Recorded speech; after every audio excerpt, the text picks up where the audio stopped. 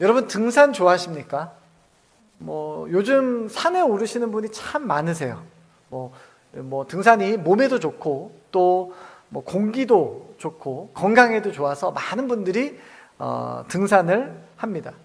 어떤 조사에 보면 우리나라에 등산하시는 인구가 한 1,800만 명 정도 된다라는 조사가 있을 정도로 정말 우리나라의 30%가 넘는 정말 많은 분들이 등산을 즐기세요.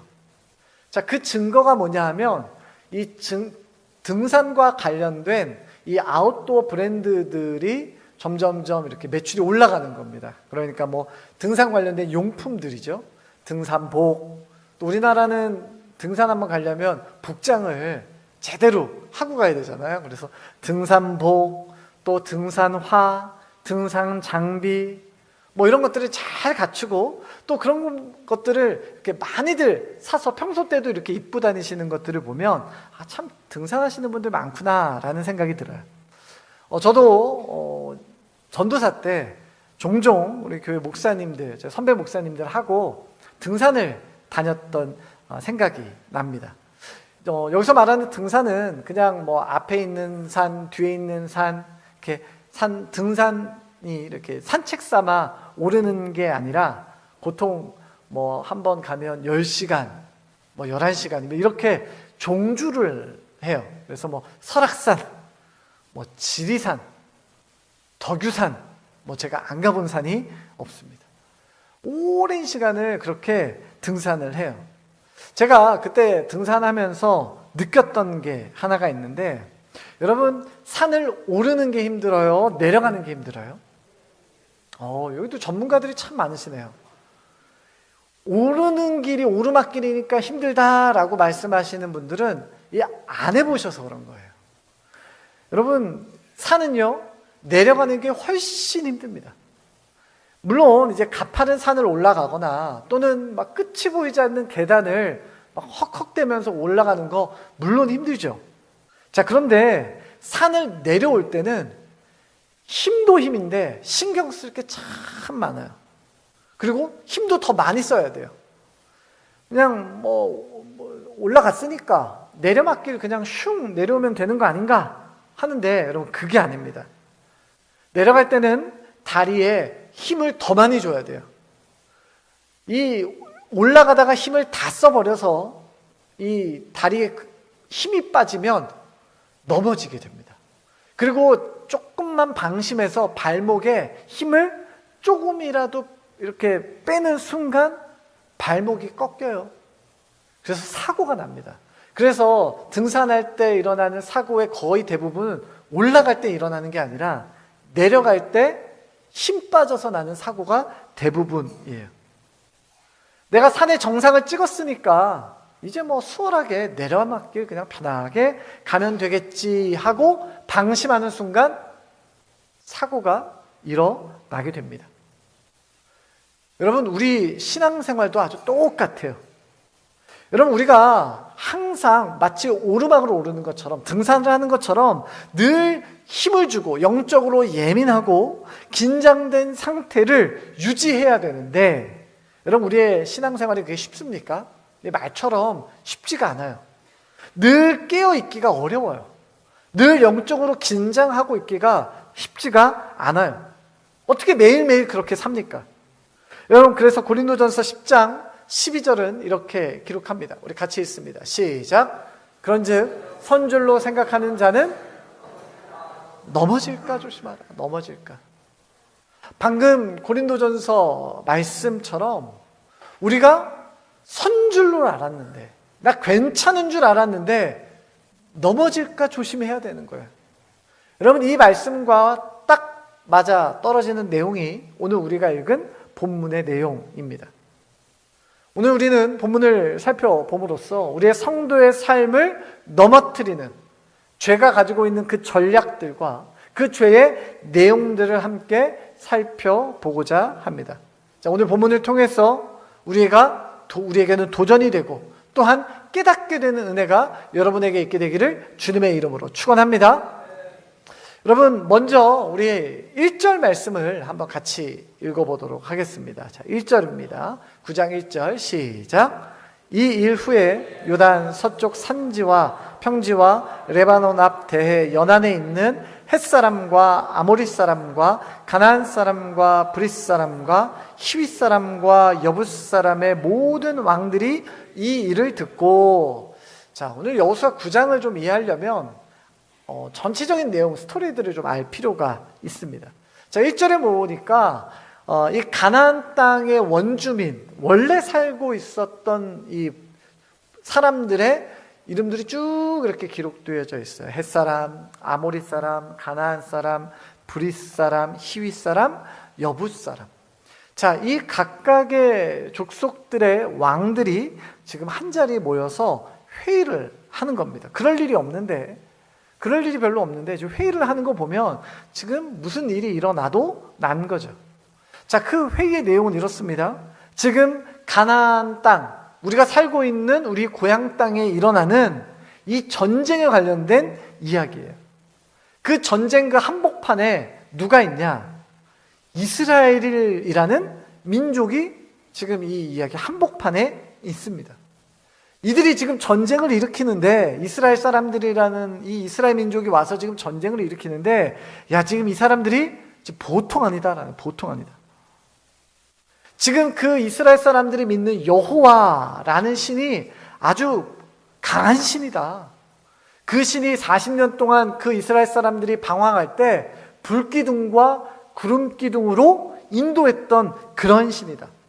그리고 예전에 소문에 그 신이 이스라엘 백성들을 애굽에서 인도해냈는데 홍해, 바다를 가르고 그 사이를 통과해서 이스라엘 백성들을 건너 데리고 왔다더라.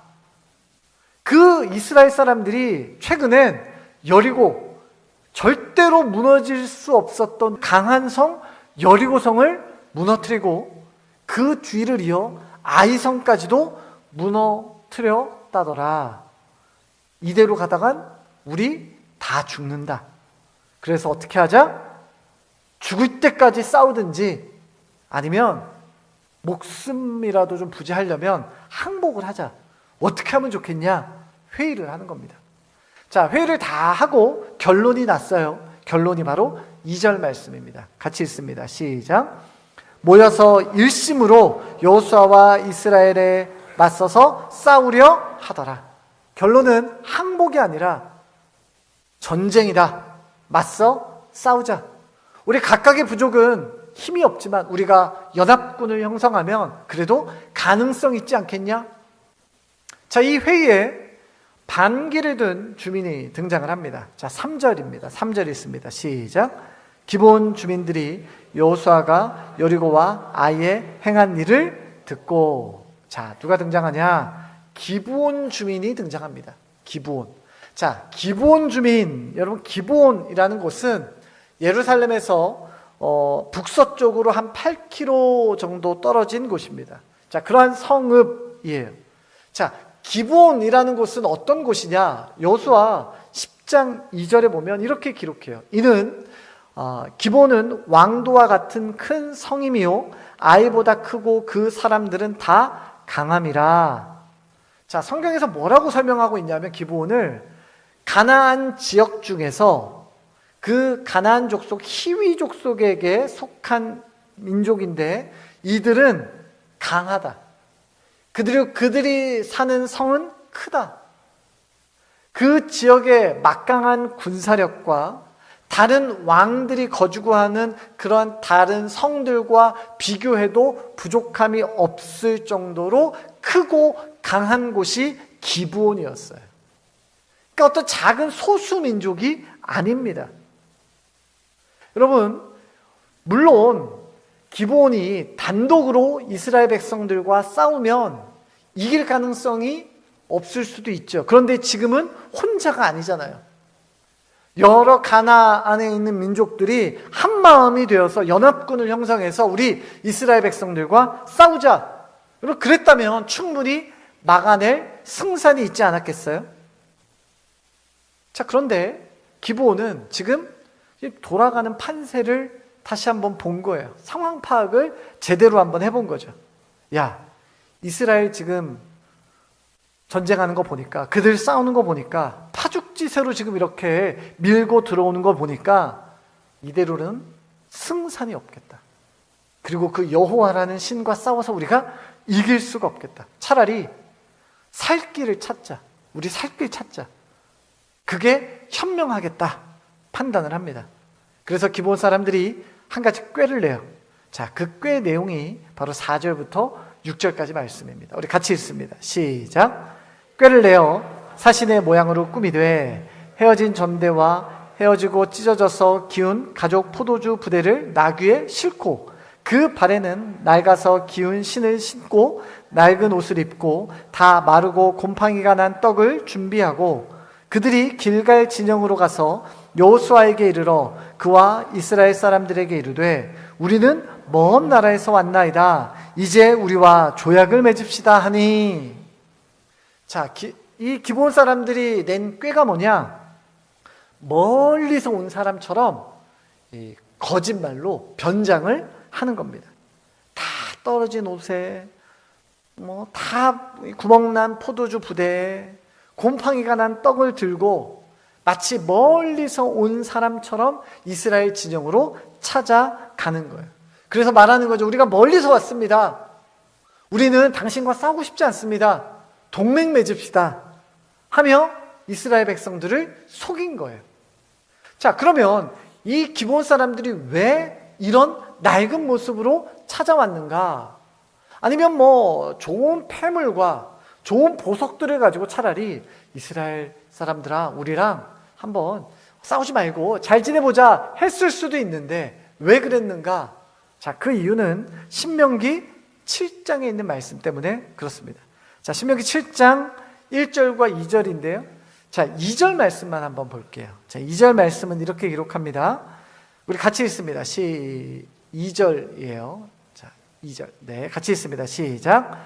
내 하나님 여호와께서 그들을 내게 넘겨 내게 치게 하시리니 그때 너는 그들을 진멸할 것이라. 그들과 어떤 언약도 하지 말 것이요 그들을 불쌍히 여기지도 말 것이며.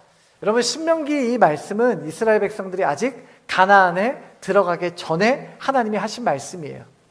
하나님이 너희들이 이제 가나안에 들어가면 가나안에 거주하고 있는 7 족속과 전쟁을 하게 될 텐데 그 사람들과는 뭐 하지도 말라? 언약 맺지 말라. 조약 맺지 말라. 동맹을 맺지 말라. 자, 그 민족 중에 1절에 보면, 족속 중에 보면 기브온이 속해 있는 히위 족속이 거기 들어가 있어요. 그러니까 이 말은 뭐냐면 기브온 족속이 아무리 비싼 폐물을 가지고 이스라엘 백성들을 설득하려고 해도 설득할 수 있는 상황이 아니에요. 왜? 하나님이 명령하셨기 때문에. 언약 맺지 말라, 동맹 맺지 말라라고 하셨기 때문에. 그래서 변장을 합니다. 그리고 여호수아를 속여요. 우리는 가나안의 7 족속이 아닙니다. 우리는 가나안보다 훨씬 더 먼 가나안 변방에 있는 그런 보잘것없는 족속입니다. 그러니 우리는 당신들과 전쟁하고 싶지 않습니다. 이 전쟁에 휩싸이고 싶지 않습니다. 우리랑 동맹합시다. 자, 이 말에 여호수아와 이 이스라엘 백성들은 선택을 합니다. 그 선택의 결과가 15절이에요. 자, 우리 15절 같이 읽습니다. 시작. 여호수아가 곧 그들과 화친하여 그들을 살리리라는 조약을 맺고 회중 족장들이 그들에게 맹세하였더라. 결국 조약을 맺습니다. 여러분, 여호수아서 이 성경은 전쟁에 관련된 내용이에요. 1장부터 전쟁에 관련된 내용이 기록되어져 있어요. 여러분, 가나안 땅의 경계를 넘어갔다고 해서 다 끝난 것이 아닙니다. 하나님이 약속하신 가나안 땅에 내 발을 디뎠다고 해서 끝난 것이 아니에요. 뭐가 남아있어요? 계속해서 피 튀기는 전쟁과 싸움이 남아있어요. 이 전쟁과 싸움이 언제 마칩니까? 모든 정복 전쟁을 마치고 하나님께서 자 이제 됐다 할 때까지 계속해서 긴장하며 이 전쟁을 수행해야 되는 것이 바로 이스라엘 백성들이에요. 여러분, 성도의 삶도 마찬가지예요. 여러분, 성도가 내가 구원받았다, 하나님의 자녀가 되었다, 여러분 이렇게 해서 끝이 납니까? 구원받았다라고 그냥 내가 고백하면 다 끝나는 거예요? 여러분, 그러면 얼마나 좋아요? 그런데 여러분, 구원받은 성도는 끊임없이 세상을 살아가며 세상과 전쟁합니다. 우리의 죄와 싸우는 일상을 매일매일 반복해요. 언제까지? 주님이 우리를 부르시는 그날까지. 그때가 되면 쉴 수 있어요. 그런데 그 전까지는 쉴 수가 없습니다. 긴장을 놓아서는 안 돼요. 방심해서는 안 됩니다. 가나안을 정복하는 이 이스라엘의 이야기는 성도의 삶을 비추는 거울 같아요. 하나님의 은혜로 하나님을 의지했을 때 성공하고 승리했던 이스라엘. 하지만 하나님의 말씀에 불순종했을 때 그들은 실패하기도 합니다. 여러분, 성도들 어떻습니까? 하나님의 말씀을 붙들고 살아갈 때 승리의 노래를 부를 때 있지만 때로는 하나님 앞에 불순종하여 또한 죄 때문에 넘어지고 좌절하고 상처 입을 때도 있어요. 성경은 성공의 이야기만 기록하는 것이 아니라 실패의 이야기를 기록합니다. 왜요? 우리 또한 성공만의 인생이 아니라 우리 역시 실패하는 인생이기 때문에 그렇습니다. 하나님은 실패한 이스라엘을 통해서 다시 성공으로 돌아가는 길을 보여주고 계신다면 오늘 우리는 말씀을 통해서 우리의 실패에서 머무는 것이 아니라 우리를 성공으로 다시 이끄시는 하나님의 손길을 발견할 수 있게 되는 것이에요. 여러분, 우리가 확인할 수 있는, 오늘 본문을 통해서 우리가 확인할 수 있는 우리가 따라야 할 모습, 그 첫 번째, 그것이 바로 1절에 숨어 있습니다. 여러분, 우리 1절 어떻게 시작했는지 기억나세요? 여러분, 여호수아 9장 1절은 이렇게 시작합니다. 이 일 후에. 자, 그러면 이 일이라는 건 도대체 무슨 일이냐라는 거죠. 자, 여호수아 몇 장만 이렇게 앞으로 넘기면 어떤 일이 있었는지 우리는 알게 됩니다. 자, 먼저 이스라엘 백성들이 여호수아와 함께 여리고 성을 무너뜨리는 장면이 성경에 기록되고요. 이어서 아이성을 함락하는 장면 역시 뒤이어 기록이 됩니다. 파죽지세로 가나안 땅으로 밀고 들어갑니다. 자, 그런데 그리고 그 바로 앞장인 여호수아 8장 30절을 보면 그냥 전쟁에서만 승리한 것이 아니라 여호수아가 에발산에서 이스라엘 백성들을 다 모아놓고 하나님께 제단, 하나님 앞에 제단을 쌓고 거기에서 번제와 화목제를 그곳에서 드립니다. 그리고 하나님의 율법책을 낭독해요. 여러분, 하나님께 제사를 드리고 하나님의 율법책을 낭독한다라는 건 무슨 말이에요? 우리가 하나님의 백성인 이스라엘이 이제 우리가 하나님의 말씀대로 하나님을 예배하며 하나님의 말씀에 순종하며 살아겠습니다. 하나님만 따르겠습니다. 라는 결단이 바로 제사예요. 율법이에요. 자, 그게 8장 마지막 절까지 기록돼요. 자, 그리고 넘어온 게 9장입니다. 9장 넘어와서 그 시작이 이 일 후에 이렇게 기록해요. 여러분, 이 일 후에 일어난 일이 이스라엘이 실패한 이야기입니다. 여러분, 죄가 우리의 삶을 비집고 들어오는 순간이 언제예요? 죄가 여러분의 삶을 언제 비집고 들어옵니까? 내가 힘들 때, 내가 지쳤을 때, 내가 낙심될 때, 시험 들었을 때, 내가 위기를 만났을 때, 어려움을 만났을 때, 여러분, 그럴 때 죄가 우리의 삶을 비집고 들어옵니까? 아니요. 여러분, 우리가 힘들고 지쳤을 때, 우리가 낙심됐을 때, 위기가 내게 찾아왔을 때, 내가 어려움이 있을 때 성도는 더 하나님을 찾습니다. 더 하나님을 의지합니다. 더 기도합니다. 하나님께 부르짖어요. 그럴 때 성도는. 여러분, 성도가 가장 취약할 때가 언제냐? 방심할 때가 언제냐? 의외로 은혜 받은 직후가 가장 취약합니다. 은혜 받았을 때가 가장 위험할 때예요. 왜요? 은혜 받은 우리를 사탄은 그냥 내버려 두지 않기 때문에 그렇습니다. 여러분 반드시 기억하셔야 돼요. 여러분 죄는 은혜의 그림자에 숨어 있습니다. 여러분 다윗이 골리앗을 쓰러뜨릴 때까지 그는 성령에 충만했습니다. 비록 작은 아이였지만 거인 골리앗을 보고도 두려워하지 않았습니다. 당당하게 그 골리앗과 맞서 싸웠고요. 결국엔 승리했습니다. 다윗이 사울에게 쫓길 때 그는 어두운 동굴에 숨어서 비참하게 보내야만 했습니다. 그런데 그가 어두운 동굴 안에 있을 때 그 많은 시편을 지었어요. 우리 성경에 있는 시편의 많은 시편이 다윗이 사울에게 쫓길 때 지은 시편이에요. 내가 사망의 음침한 골짜기로 다닐지라도 해를 두려워하지 않는 것은 주님께서 나와 함께 계십니다. 내가 두렵지 않습니다. 무섭지 않습니다. 라고 고백한 것이 다윗 아닙니까? 그런 다윗은 동굴에 사울이 찾아왔음에도 불구하고 그의 옷자락만 베었어요. 여러분 그런데 다윗의 삶의 진짜 위기는 언제였어요? 사울에게 쫓길 때가 아니라 골리앗 앞에 섰을 때가 아니라 그가 왕 위에 오르고 나서 모든 것들이 순적하게 진행될 바로 그때가 다윗이 넘어지는 때였어요. 사무엘하 11장 2절입니다. 우리 이렇게 같이 읽도록 하겠습니다. 시작. 저녁 때에 다윗이 그의 침상에서 일어나 왕궁 옥상에서 거닐다가 그곳에서 보니 한 여인이 목욕을 하는데 심히 아름다워 보이는지라.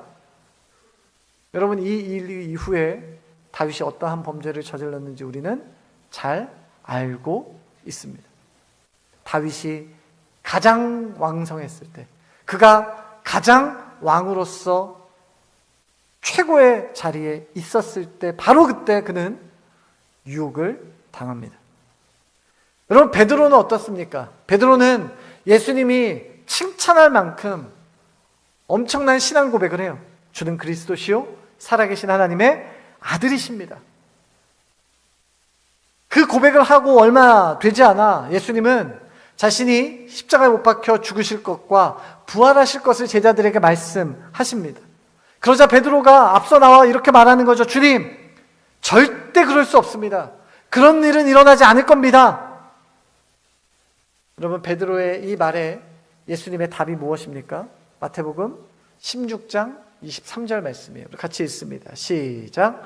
예수께서 돌이켜 베드로에게 이르시되 사탄아 내 뒤로 물러가라. 너는 나를 넘어지게 하는 자로다. 내가 하나님의 일을 생각하지 아니하고 도리어 사람의 일을 생각하는도다 하시고. 여러분 죄는 우리의 가장 취약한 순간, 내가 은혜 받고 뜨거웠던 바로 그 순간을 노립니다. 여러분 우리가 가장 조심해야 될 때는 위기가 찾아올 때, 어려움이 찾아올 때, 내게 힘든 일이 생겼을 때, 여러분 그때가 아닐 수 있어요. 그럼 언제일까요? 내 스스로 잘 되고 있다, 아무 문제 없다, 나 은혜 받았다, 하나님과 동행하고 있다라고 생각할 때가 어쩌면 가장 조심해야 될 순간입니다. 여러분 죄의 공격이 더럽고 추악한 모습이라면, 냄새나고 누가 봐도 악한 것이라면 여러분 누가 눈치채지 못하겠어요? 다 알죠? 그런데 죄는 어떻게 다가옵니까? 너무도 그럴듯한 모습으로 우리를 방심하게 하고 결국 우리를 넘어뜨립니다. 우리를 유혹합니다. 우리를 속여요. 여러분 최근에 저희 교회는 영적 도약 특별 밤 기도회가 있었습니다. 정말 많은, 그 어느 때보다 많은 성도님들이 참여하셨어요. 앞에 써있는 문구처럼 뜨겁게 예배하고 뜨겁게 사랑했던 그런 정말 은혜가 많았던 시간들이었습니다. 하나님 은혜 주셔서 주변에도 보면 은혜 받으신 분들이 참 많고요. 또 그런 소소한 간증들을 이렇게 해주세요. 저에게 들려주세요. 저도 이제 통해서 이렇게 듣습니다. 그리고 어떤 분들은 직접 저에게 수고했다라는 말씀도 해주시고요. 뭐 특세 때 특밤 때 은혜 많이 받았다라고 말씀을 해주시고요. 뭐 그런 얘기를 들을 때마다 저도 참 너무 감사하고 교육자로서 보람이 생깁니다. 그런데 그런 이제 이야기를 들을 때 왠지 모르게 제 안에 좀 불편한 마음이 좀 생기더라고요. 이게 어떤 불편함이냐? 제가 그런 얘기를 들을 때 우쭐해지는 거예요. 우쭐해지는 거예요. 뭐 제가 한 게 아무것도 없는데 하나님이 은혜를 주시는 거죠. 여러분, 제가 뭔가를 조작해서 여러분에게 은혜를 나눌 수 있는 건 아니잖아요.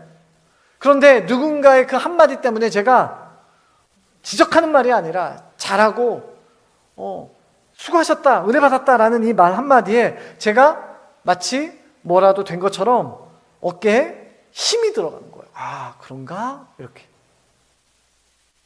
제가 그렇게 제 어깨에 힘이 들어갔다라는 것을 깨닫게 된 게 언제냐? 그 특밤 한 주간을 잘 마치고 토요일을 보내고 주일 사역, 그 주의 주일 사역이 딱 끝나고 나서입니다. 주일 사역을 딱 마쳤어요. 오후 예배까지 다 마치고 제가 집에 가는 차 안에서 제 아내한테 이렇게 물었습니다. 제 오늘 설교 어땠어요? 라고 물었는데 이 묻는 질문에 어떤 의도를 제가 담았냐? 괜찮지 않았어요? 잘하지 않았어요? 뭔가 제가 들었던 말들처럼 좋은 말을 저에게 좀 해주세요 라는 뉘앙스를 담아서 제가 제 아내에게 그렇게 묻고 있더라고요. 제가 그 물음을 하면서 제 속에 어떤 마음이 들었냐? 아차 하는 거예요. 아차 하는 거예요.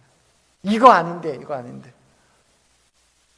사랑하는 성도 여러분, 은혜의 그림자에 숨어서 우리를 노리고 있는 죄를 명확하게 볼 수 있게 되기를 바랍니다. 은혜 받고 모든 것이 잘 됐대, 여러분, 그때 조심하셔야 돼요.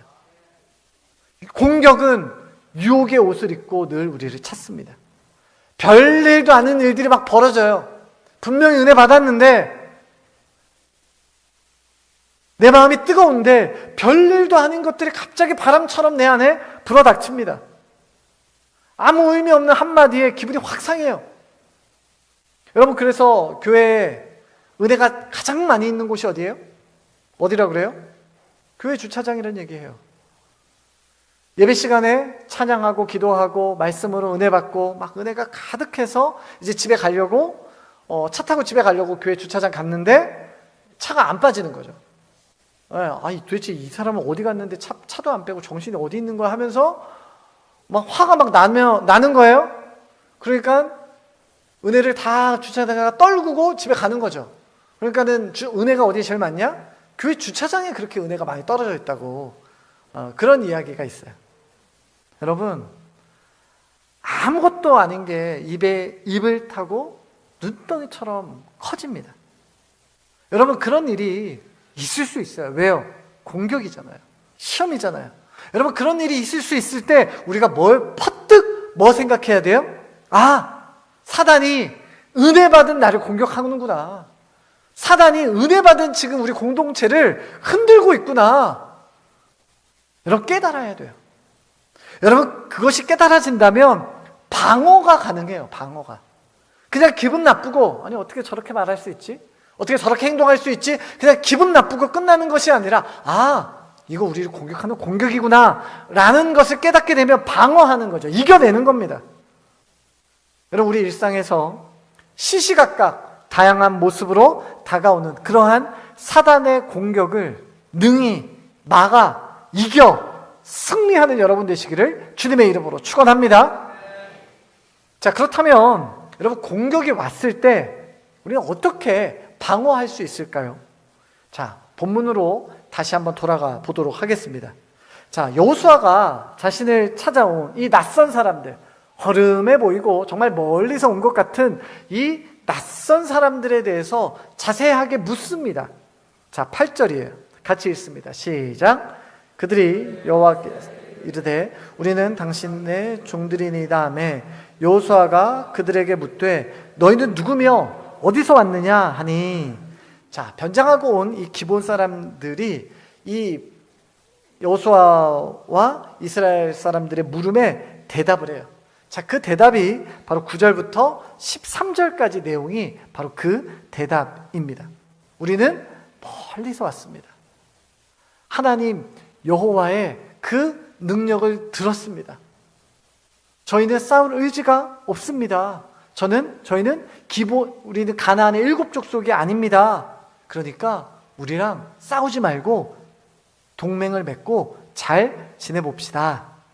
자, 그렇게 이야기하자 여호수아의 행동이 기록되고 있는데요.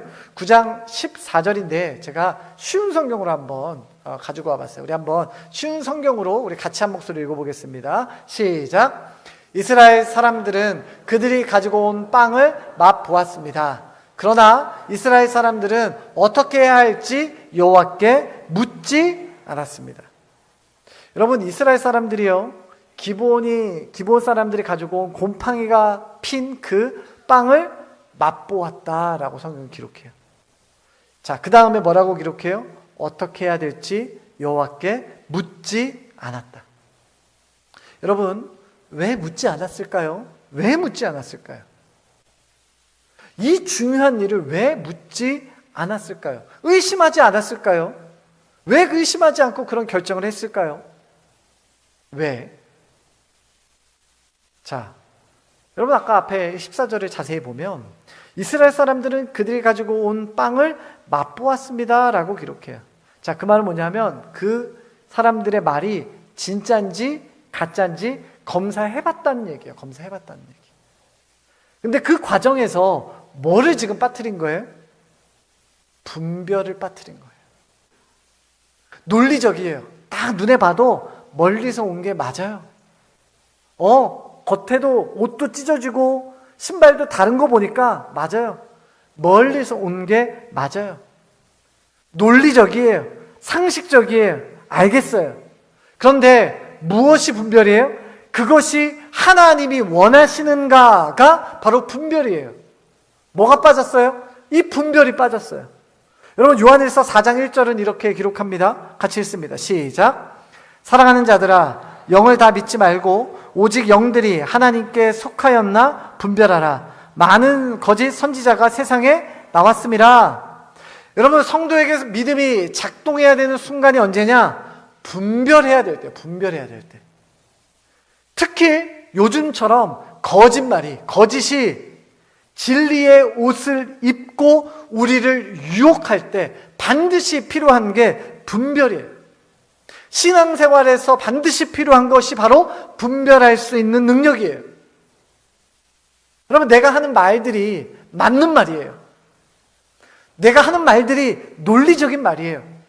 내가 하는 말들이 교회를 위한 말이에요. 내가 하는 말들이 성경에 써있는 말이에요.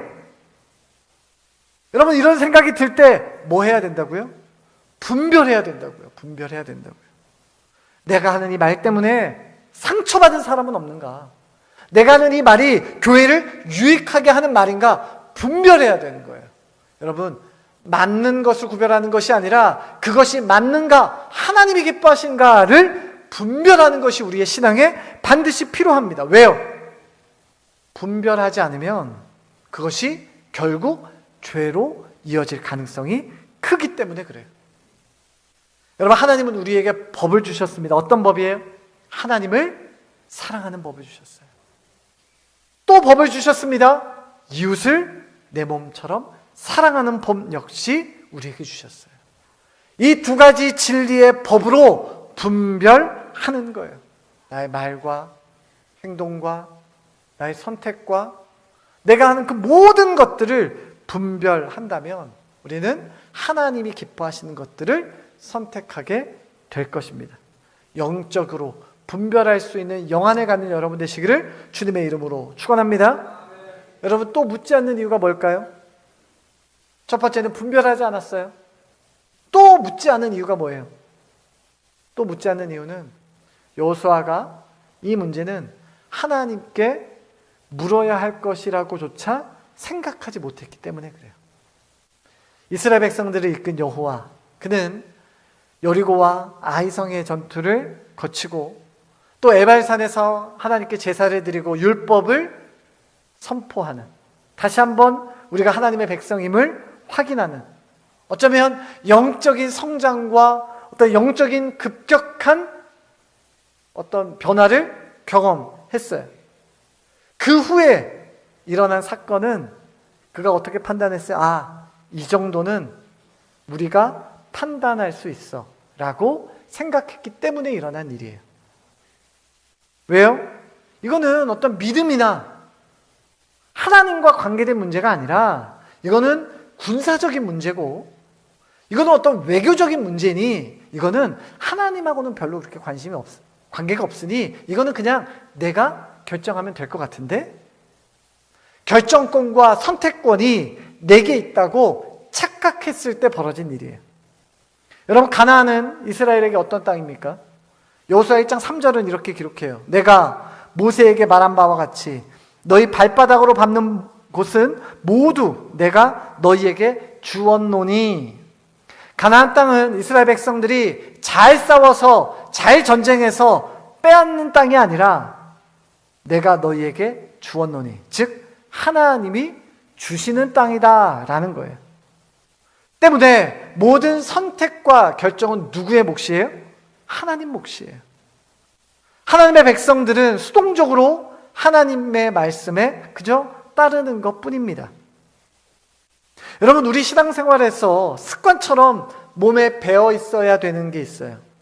그것은 바로 무슨 일이든지 하나님께 묻는 태도예요. 저를 한번 따라해 볼까요? 무슨 일이든지 하나님께 묻는 태도. 여러분, 저와 여러분이 이렇게 말한 이 문장의 포인트, 핵심이 어디 있을까요? 포인트는요, 하나님께 묻는 태도가 아니라 그 앞에 있는 게 포인트예요. 무슨 일이든지, 무슨 일이든지. 여러분, 우리가 힘들고 어렵고 혼란스러운 일, 내가 인생의 기로에서 하나님 어떻게 해야 됩니까? 라고 하는 일이 내 앞에 닥치면 여러분, 묻지 말라 그래도 묻습니다. 우리는 중요한 시험을 앞두고, 수능을 앞두고, 수술을 앞두고, 인생의 중요한 기로에서 선택해야 될 때 우리 하나님께, 하나님 어떻게 해야 됩니까? 무엇이 맞습니까? 우리 잘 물어요. 그런데 아무것도 아닌 것처럼 보이는 일, 그냥 사소한 일, 뭐 이런 것까지 하나님께 물어야 돼 하는 일들은 우리 하나님께 묻지 않습니다. 여러분, 그런데 앞에서 뭐라고 우리가 함께 고백했어요? 무슨 일이든 하나님께 묻는 태도예요. 여러분, 그 사소하고 작아 보이는 일까지도 하나님께 습관적으로 물으셔야 돼요. 여러분, 우리가 선택해야 될 것이 얼마나 많아요? 여러분, 우리의 경험으로 선택하고 계세요? 내가 과거에 해보니까 이거는 이게 맞아. 여러분, 여러분의 경험을 믿으십니까? 이거는 이게 맞아. 내가 어디서 배웠어. 여러분의 지식을 믿으세요? 여러분, 우리의 경험과 우리의 지식은 믿을 만한 것이 못 됩니다. 뭐 해야 돼요? 하나님께 물으셔야 돼요. 하나님께 묻는 것, 내가 기도실에 가서 무릎 꿇고 기도해야 되나? 여러분, 하나님께 묻는다라는 것은요, 잠시 멈추는 거예요. 그리고 내 속에 다시 한번 하나님을 기억하는 겁니다. 하나님 원하시는 것이 뭡니까? 하나님 기뻐하시는 것이 뭐예요? 하나님, 지금 이 상황에서 제가 어떤 말 하기 원하십니까? 하나님, 저에게 지혜를 주십시오. 잠시 일시 정지를 누르는 거죠. 일시 정지 버튼을 누르는 거예요. 그리고 그때 그 짧은 시간에 하나님께 묻고 하나님께 답을 구할 때, 지혜를 구할 때 하나님은 반드시 우리의 삶에 필요한 정답을 주시는 분이세요. 사랑하는 성도 여러분, 작은 것, 사소한 것까지도 하나님께 묻는 습관을 내가 가질 때 우리는 그 어떤 인생의 순간 속에서도 하나님께 도움을 구하며 살아가게 될 것입니다. 하나님이 주시는 정답이, 하나님께서 주시는 진리가 내 삶을 이끄는 손길이 되는 그러한 은혜가 여러분에게 있게 되기를 주님의 이름으로 축원합니다. 이제 우리 말씀을 기억하며 우리 같이 찬양하겠습니다. 여러분, 우리의 인생의 길을 누가 인도하십니까? 우리 하나님 인도하세요. 우리가 하나님께 묻고 하나님께 지혜를 구할 때 하나님 우리를 형통으로 이끄십니다. 우리 같이 고백합시다. 나의 가는 길 주님 인도하시네. 그는 보이지 않아도 날 위해 일하시네. 주 나의 인도자 항상 함께 하시네. 사랑과 힘 베푸시며 인도하시네. 인도하시네. 다시 한번 합시다. 나의 가는 길, 나의 가는 길 주님 인도하시네. 그는 보이지 않아도 날 위해 일하시네. 주 나의 인도자 항상 함께 하시네. 사랑과 힘 베푸시며 인도하시네. 인도하시네. 광야에 길을 만드시고 광야에 길을 만드시고 날 인도해. 사막에 강 만드신 것 보라. 하늘과 땅 변해도 주의 말씀 영원히 내 삶 속에 새 일을 행하리. 나의 가는 길, 나의 가는 길 주님 인도하시네. 그는 보이지 않아도 날 위해 일하시네. 주 나의 인도자 항상 함께 하시네.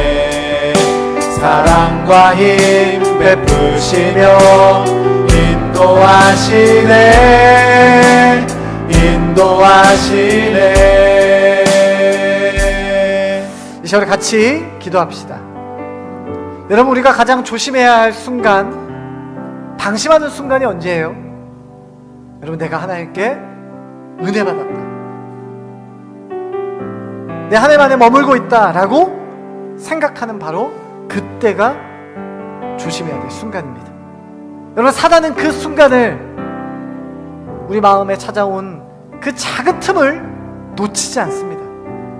때문에 모든 성도는 늘 깨어 하나님 앞에 언제나 머무는 훈련이 되어 있어야 돼요.